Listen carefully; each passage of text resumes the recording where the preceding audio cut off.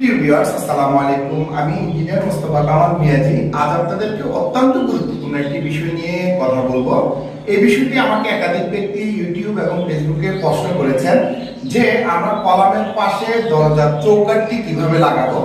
অনেক সময় দেখা যায় আমরা যখন দরজার চৌকাঠ লাগাতে হয় সেক্ষেত্রে এই কলামগুলোকে কেটে ফেলি, ভেঙে ফেলা হয়, ছিদ্র করা হয়, যেটা আসলে কোনোভাবে উচিত নয়।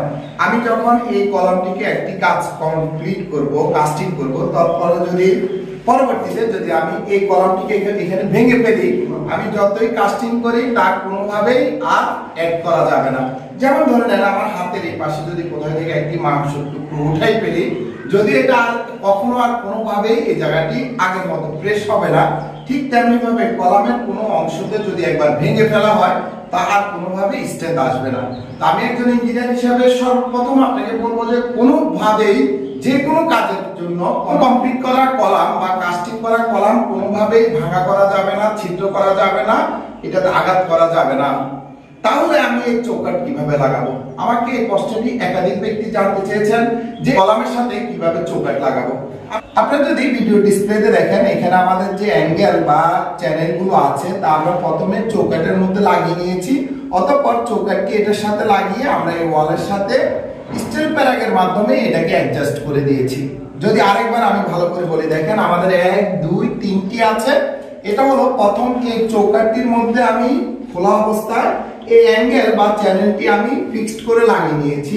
অতঃপর এই পাল্লাটি এখানে বসিয়ে আমি এভাবে ওয়ালের সাথে কলামের সাথে স্টিল প্যারাগের মাধ্যমে এটাকে আমি আটকিয়ে দেওয়া হয়েছে। আমি যদি এবার অল্প কথা আপনাকে বলি, এই ভিডিওর মূল কনসেপ্ট হলো একটি কলাম যদি কখনো দরজার চৌকাঠ লাগাতে হয় সেক্ষেত্রে কখনোই কলামের মধ্যে আমরা কলাম ভাঙবো না, কলামের কোনো জায়গা ভেঙে চৌকাঠ ব্যবহার করবো না। আমরা খুব সহজ পদ্ধতি হলো প্রথমে চৌকাঠে অ্যাঙ্গেলটি লাগাই নিব, অতঃপর আমরা এখানে কলামের সাথে এটিকে স্টিল প্যারাগের মাধ্যমে আটকাই দেব। অনেকেই আমরা একটি কাজ করে থাকি যে এই কলামের সাথে 5 ইঞ্চি ব্রিক ওয়াল উঠিয়ে অতঃপর আমরা এই অ্যাঙ্গেলগুলো ব্যবহার করে থাকি বা চৌকাঠ লাগিয়ে থাকি। এক্ষেত্রে আমরা একটি বিষয় লক্ষ্য করেছি যে যেহেতু একটি মাত্র আদলা ইট আমরা ব্যবহার করে থাকি, এক্ষেত্রে এখানে অনেক সময় দরজা খোলা এবং বন্ধ করার সময় এই চৌকাঠটির জায়গাটি ফেটে যায়, অর্থাৎ এই ওয়ালটির এই পাশ দিয়ে ফেটে যায়। আমি যদি এখানে 5 ইঞ্চি একটি ওয়াল তুলতাম তাহলে এই ওয়ালটি দরজা ওপেন এবং বন্ধ করার ক্ষেত্রে একটি সময় এই জায়গাটা ফেটে যায়। এই জন্য আমরা এই 5 ইঞ্চি ব্রিক ওয়ালটি আমাদের জন্য যুক্তিযুক্ত নয় বলে আমি মনে করি। তবে অনেকেই এটি করে থাকে, আপনিও করতে পারেন। তবে আমার ওপিনিয়ন হলো আপনাকে এই সহজ পদ্ধতিতে এই কাজটি করা। আমার ইউটিউব চ্যানেলে আমি প্রতিনিয়ত সিভিল ইঞ্জিনিয়ারিং বিভিন্ন বিষয় নিয়ে ভিডিও শেয়ার করে থাকি। আপনাদের যদি প্রয়োজন মনে করেন আমার চ্যানেলটি সাবস্ক্রাইব করে রাখতে পারেন। এক্ষেত্রে যে কোনো নতুন ভিডিও আপনাদের কাছে খুব দ্রুত পৌঁছে যাবে ইনশাআল্লাহ। তো আজ আর কথা না বলে এখানে বিদায় নিচ্ছি। সবাই ভালো থাকুন। আসসালামু আলাইকুম ওয়া রাহমাতুল্লাহ। তবে আমার ভিডিওর সর্বশেষ একটি বার্তা হলো, এটি একটি 5 তলা বিশিষ্ট প্রজেক্ট।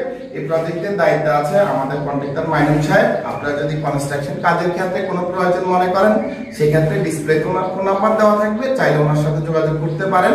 তো আজ আর কথা না বাড়িয়ে আমরা এখানেই বিদায় নিচ্ছি। সবাই ভালো থাকুন, দেখা হবে পরবর্তী ভিডিওতে। আসসালামু আলাইকুম ওয়া রাহমাতুল্লাহ।